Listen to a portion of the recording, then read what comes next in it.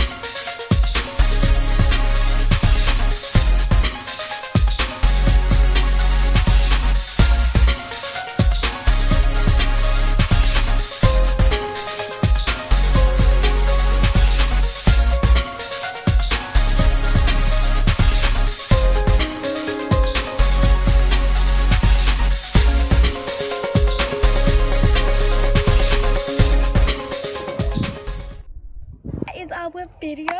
We hope you enjoyed it. Comment down below who you think did the best, or click another poll, which should be that way. So you need to get used to this thing. I love we the bags hope you enjoyed the video, and we hope you enjoyed watching us, well, Melda mostly, make our cute little bags. They're so cute. Remember to do what they say. Subscribe, follow our Instagram. Can't really see because it's kind of upside down, but it says subscribe and follow our Instagram. And yeah, they'll be upside down because the other side of the toes. And all of that.